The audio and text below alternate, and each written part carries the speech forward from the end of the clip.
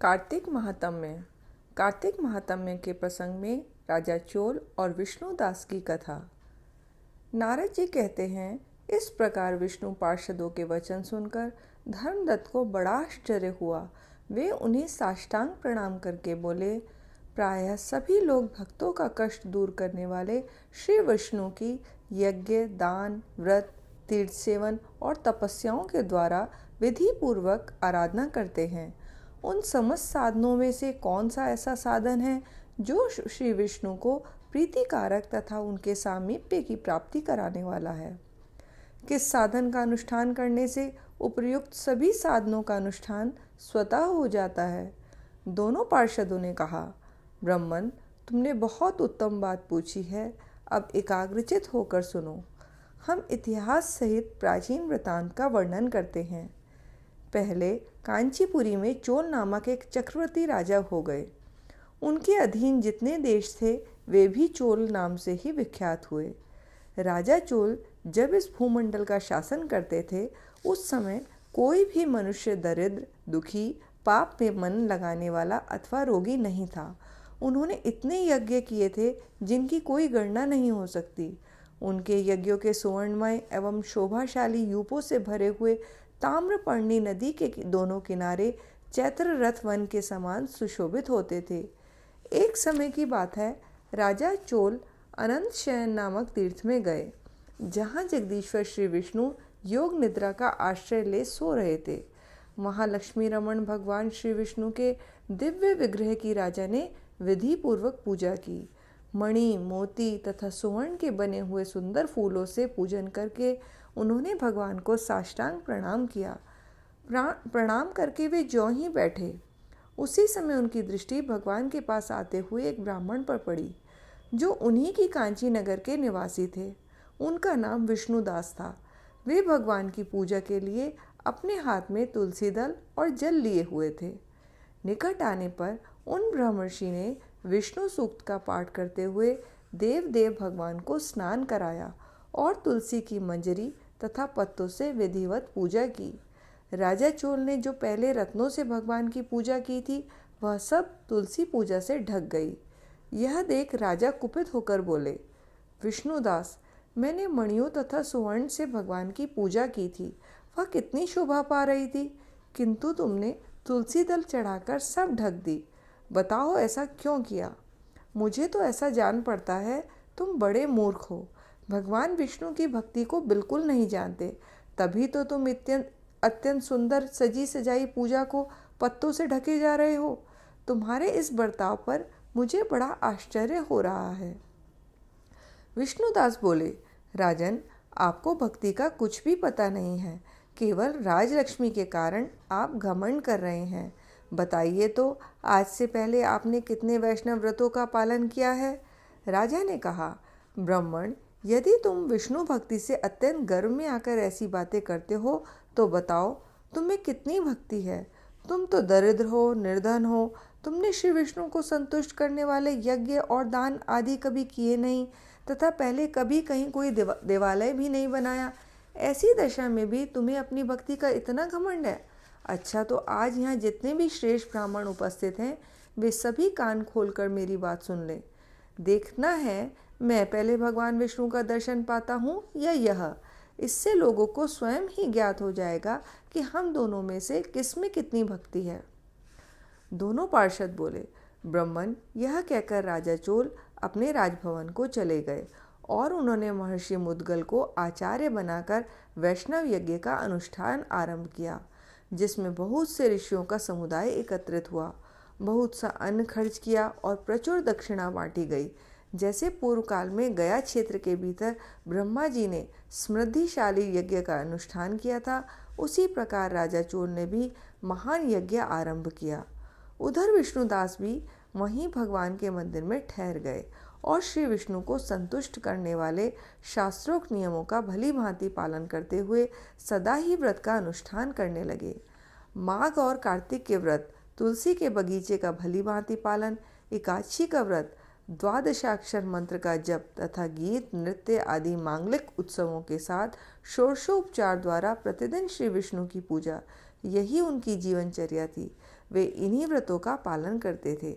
चलते, खाते और सोते समय भी उन्हें निरंतर श्री विष्णु का स्मरण बना रहता था। वे समदर्शी थे और संपूर्ण प्राणियों में भगवान श्री विष्णु को स्थित देखते थे। उन्होंने भगवान विष्णु के संतोष के लिए उद्यापन विधि सहित माघ और कार्तिक के विशेष विशेष नियमों को भी सर्वदा पालन किया। इस प्रकार राजा चोल और विष्णुदास दोनों ही भगवान विष्णु की आराधना करने लगे। दोनों ही अपने अपने व्रत में स्थित रहते थे। दोनों की ही इंद्रियां और दोनों के ही कर्म भगवान में ही केंद्रित थे। एक दिन की बात है, विष्णुदास ने नित्य कर्म करने के पश्चात भोजन तैयार किया, किंतु उसे किसी ने चुरा लिया। चुराने वाले पर किसी की भी दृष्टि नहीं पड़ी। विष्णुदास ने देखा भोजन गायब है। फिर भी उन्होंने दोबारा भोजन नहीं बनाया, क्योंकि ऐसा करने पर सायंकाल की पूजा के लिए अवकाश नहीं मिलता, अतः प्रतिदिन के नियम का भंग हो जाने का भय था। दूसरे दिन उसी समय पर भोजन बनाकर वे ज्यों ही भगवान विष्णु को भोग लगाने के लिए गए, त्यों ही कोई आकर फिर सारा भोजन हड़प ले गया। इस प्रकार लगातार 7 दिनों तक कोई आकर उनके भोजन का अपहरण करता रहा। इससे विष्णुदास को बड़ा विस्मय हुआ। वे मन ही मन इस प्रकार बोले, अहो, यह कौन प्रतिदिन आकर मेरी रसोई चुरा ले जाता है। मैं क्षेत्र संन्यास ले चुका हूँ, अतः अब किसी तरह इस स्थान का परित्याग नहीं कर सकता। यदि दोबारा बनाकर भोजन करूँ तो सायंकाल की यह पूजा कैसे छोड़ दूँ। कोई सा भी पाक बनाकर मैं तुरंत भोजन तो करूँगा ही नहीं, क्योंकि जब तक मेरी सारी सामग्री भगवान विष्णु को निवेदन न कर लूँ तब तक मैं भोजन नहीं करता। प्रतिदिन उपवास करने से मैं इस व्रत की समाप्ति तक जीवित कैसे रह सकता हूँ। अच्छा, आज मैं रसोई की भली भांति रक्षा करूँगा।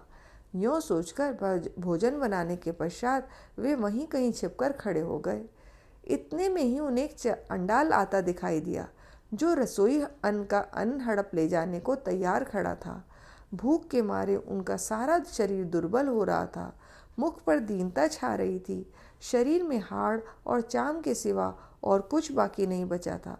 उसे देखकर श्रेष्ठ ब्राह्मण विष्णुदास का हृदय करुणा से व्यथित हो उठा। उन्होंने भोजन लेकर जाते हुए चांडाल पर दृष्टि डाली और कहा, भैया जरा ठहरो ठहरो, क्यों रूखा सूखा खाते हो, यह घी भी तो ले लो। इस तरह बोलते हुए विप्रवर विष्णुदास को आते देख चांडाल बड़े वेग से भागा और भय से मूर्छित होकर गिर पड़ा। चांडाल को भयभीत और मूर्छित देखकर द्विजश्रेष्ठ विष्णुदास वेग से चलकर उसके पास पहुँचे और करुणावश अपने वस्त्र के किनारे से उसको हवा करने लगे। तदनंतर जब वह उठकर खड़ा हुआ तो विष्णुदास ने देखा, वह चांडाल नहीं, साक्षात भगवान नारायण ही शंख चक्र और गदा धारण किए सामने विराजमान है। कटी में पीतांबर, 4 भुजाएं, हृदय में श्रीवत्स का चिन्ह और मस्तक पर किरीट शोभा पा रहे हैं। अलसी के फूल की भांति श्याम सुंदर शरीर और कौस्तुभ मणि से जगमगाते हुए वक्षस्थल की अपूर्व शोभा हो रही है।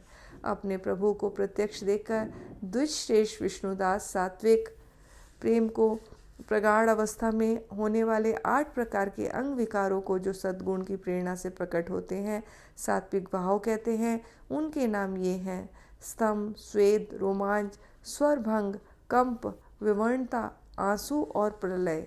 भावों के वशीभूत हो गए। वे स्तुति और नमस्कार करने में भी समर्थ न हो सके। उस समय वहाँ इंद्र आदि देवता भी आ पहुँचे। गंधर्व और अप्सराएं गाने और नाचने लगी। वह स्थान सैकड़ों विमानों से भर गया और देवर्षियों के समुदाय से सुशोभित होने लगा। चारों ओर गीत और वाद्यों की ध्वनि छा गई।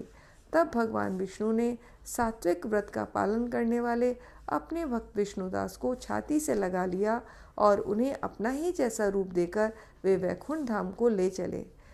उस समय यज्ञ में दीक्षित हुए राजा चोल ने देखा, विष्णुदास एक सुंदर विमान पर बैठकर भगवान विष्णु के समीप जा रहे हैं। विष्णुदास को वैकुंठ धाम में जाते देख राजा ने तुरंत ही अपने गुरु महर्षि मुद्गल को बुलाया और इस प्रकार कहना आरंभ किया। राजा बोले, जिसके साथ लाग डांट होने के कारण मैंने यह यज्ञ दान आदि का कर्म का अनुष्ठान किया है, वह ब्राह्मण आज विष्णु भगवान का रूप धारण कर मुझसे पहले ही वैकुंठ धाम में जा रहा है। मैंने इस वैष्णव योग में भली भांति दीक्षित होकर अग्नि में हवन किया और दान आदि के द्वारा ब्राह्मणों का मनोरथ पूर्ण किया, तथापि अभी तक भगवान मुझ पर प्रसन्न नहीं हुए और इस ब्राह्मण को केवल भक्ति के कारण ही श्री हरि ने प्रत्यक्ष दर्शन दिया है। अतः जान पड़ता है भगवान विष्णु केवल दान और यज्ञों से प्रसन्न नहीं होते, उन प्रभु का दर्शन करने में भक्ति ही प्रधान कारण है। दोनों पार्षद कहते हैं, यों कहकर राजा ने अपने भांजे को राज सिंहासन पर अभिषिक्त कर दिया। वे बचपन से ही यज्ञ की दीक्षा लेकर उसी में संलग्न रहते थे, इसलिए उन्हें कोई पुत्र नहीं हुआ। यही कारण है कि उस देश में आज तक भांजे ही सदा राज्य के उत्तराधिकारी होते हैं। वे सब के सब राजा चोल के द्वारा स्थापित आचार का ही पालन करते हैं। भांजे को राज्य देने के पश्चात राजा यज्ञशाला में गए और यज्ञ कुंड के सामने खड़े होकर श्री विष्णु को संबोधित करते हुए 3 बार उच्च स्वर से निम्नांकित वचन बोले। भगवान विष्णु, आप मुझे मन, वाणी, शरीर और क्रिया द्वारा स्थिर भक्ति प्रदान कीजिए। यों कहकर वे सब के सब देखते देखते अग्नि में कूद पड़े। उस समय मुद्गल मुनि ने ऋषि क्रोध में आकर अपनी शिखा उखाड़ डाली। तभी से आज तक उस गोत्र में उत्पन्न होने वाले समस्त मुद्गल ब्राह्मण बिना शिखा के ही रहते हैं। राजा ज्यों ही अग्निकुंड में कूदे, उसी समय भक्तवत्सल भगवान विष्णु प्रकट हो गए और उन्होंने राजा को छाती से लगाकर एक श्रेष्ठ विमान पर बैठाया। फिर अपने ही समान रूप देकर उन देवेश्वर ने देवताओं सहित वैकुंठ धाम को प्रस्थान किया। उक्त दोनों भक्तों में जो विष्णुदास थे, वे तो पुण्यशील नाम से प्रसिद्ध भगवान के पार्षद हुए, तथा जो राजा चोल थे उनका नाम सुशील हुआ। हम वे ही दोनों हैं। लक्ष्मी जी के प्रियतम श्री हरि ने हमें अपना समान रूप देकर अपना द्वारपाल बना लिया है। इसलिए धर्मज्ञ ब्राह्मण, तुम भी सदा भगवान विष्णु के व्रत में स्थित रहो। मात्सर्य और दम्भ का परित्याग करके सर्वत्र समान दृष्टि रखो। तुला, मकर और मेष की संक्रांति में सदा प्रातःकाल स्नान किया करो। एकादशी के व्रत में लगे रहो और तुलसी वन की रक्षा करते रहो। ब्राह्मणों, गौओं तथा वैष्णवों की सदा ही सेवा करो। मसूर, कांजी और बैंगन खाना छोड़ दो। धर्मदत्त, ऐसा करने से तुम भी शरीर का अंत होने पर श्री विष्णु के परम पद को प्राप्त करोगे।